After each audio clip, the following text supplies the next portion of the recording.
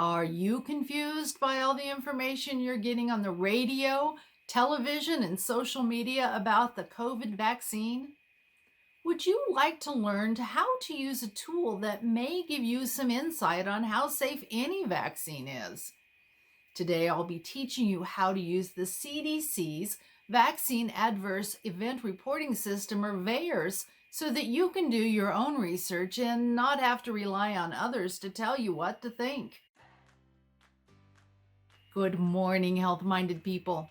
I'm Dr. Snow, and I teach you to be in charge of your own health because other than God, no one cares about you as much as you do. First, what is VAERS? The Vaccine Adverse Event Reporting System was co-created by the FDA and the CDC in 1990. Its purpose is to collect information on any adverse event following the administration of any vaccine in the United States. Its purpose is to identify possible side effects, especially rare side effects of vaccines. While anyone can report an event after a vaccine has been received, healthcare workers are required to report certain events, and vaccine manufacturers are required to report all events that they are aware of. The information listed on the VAERS site does not mean that the vaccine in question caused the adverse event, only that someone reported it after the vaccine was given. The event could be coincidental, but happened shortly after the vaccine was administered. The VAERS website is accessible to anyone who would like to use it, and today we'll be going over how to create a report for any vaccine. This information can help you make an informed decision on whether or not you want to receive a vaccine, not just the experimental COVID-19 vaccine. To access the VAERS website, you need to go to vaers.hhs.gov/data.html. I'll leave a link to this in the description below. When you first arrive at the VAERS website, you will be on the VAERS data homepage. It is here that you can read the complete disclaimer that explains the purpose and limitations of the VAERS reporting system. You can read the entire disclaimer for yourself when you visit the website, but keep in mind that the reports may contain information that is incomplete, inaccurate, coincidental, and unverifiable. In large part, reports to VAERS are voluntary, which means they are subject to biases. This creates specific limitations on how the data can be used scientifically. Data from VAERS reports should always be interpreted with these limitations in mind. After reading the disclaimer, you should scroll down to the Options for Accessing VAERS Data section. For this demonstration, we will choose the first option, Search Data with an easy-to-use menu-driven tool. Produce tables, maps, charts, and data extracts of vaccine adverse events. Click the checkbox next to this option and then click Search CDC Wonder.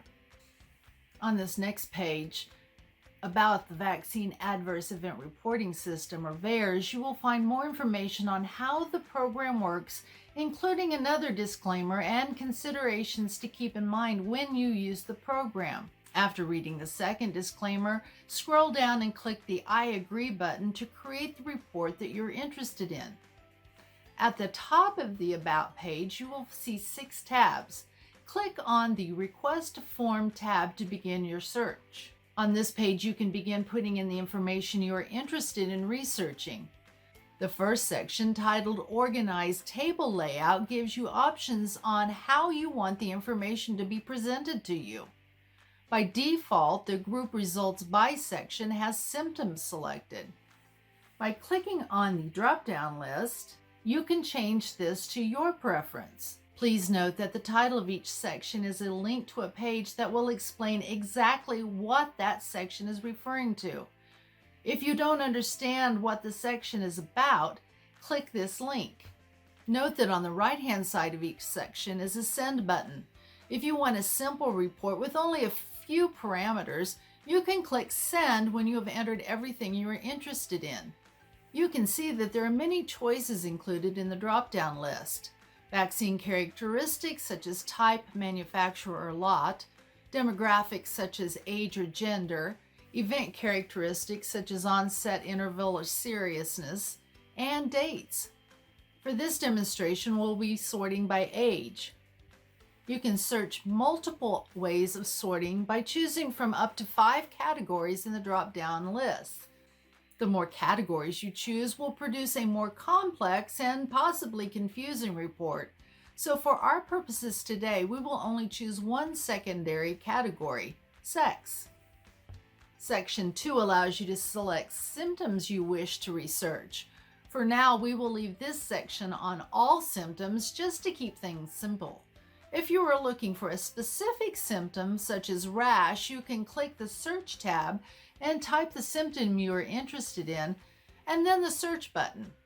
As you can see, there are many types of rashes to choose from, so we are going to leave it on all symptoms. Section 3 is Select Vaccine Characteristics. This is where you will choose the vaccine type you are interested in, such as COVID-19. Click once on the name of the vaccine you are researching to highlight it. You will see the highlighted selection will show up in the currently selected box on the right of the drop-down list. If you need to know the vaccine manufacturer or the vaccine dose, you can choose from the drop-down lists. If you are looking for a specific lot, you can type it into the vaccine lot box. Section 4 allows you to choose state or territory in which the vaccine was administered. You can also choose the specific age range and sex. We will leave the state or territory on all, and we have already chosen to sort by age and sex, so we will also leave those two sections to the default selection of all. Section 5, Select Other Event Characteristics, allows you to further narrow down the information you want to see. Choices include event category, recovered, serious, vaccine administered by, onset interval, days in the hospital, report form version, vaccine purchased by, VAERS ID, and manufacturer immunization project number. For this example, we are going to choose the event category of death and leave all the other sections on default. Section 6 allows you to type in any keywords or phrases that you didn't find in the previous drop-down list when you were selecting the information you needed. Again, to keep it simple, we're going to leave these blank. Sections 7 through 11 allow you to look at only specific dates or date ranges for the report. Section 7 specifies the date completed dates.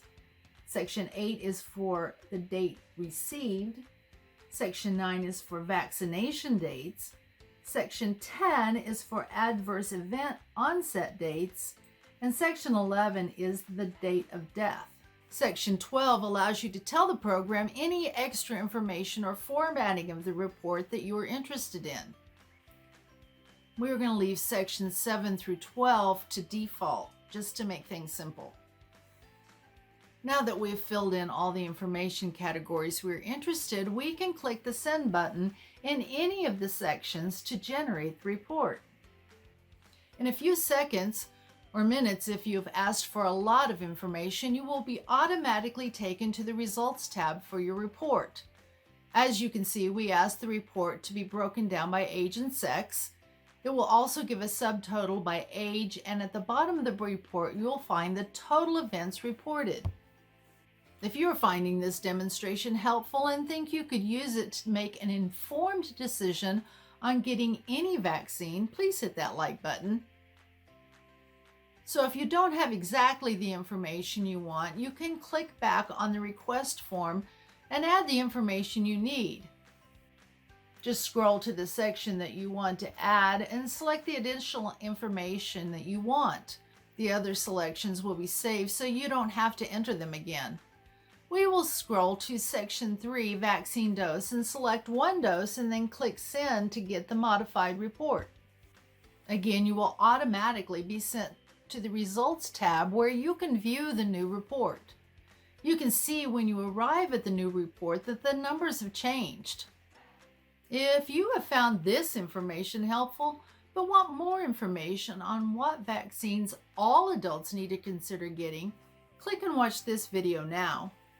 Thank you for joining me today to learn how to use the VAERS program to decide whether or not you should be getting any vaccine. Stay healthy, stay informed, and have a blessed week.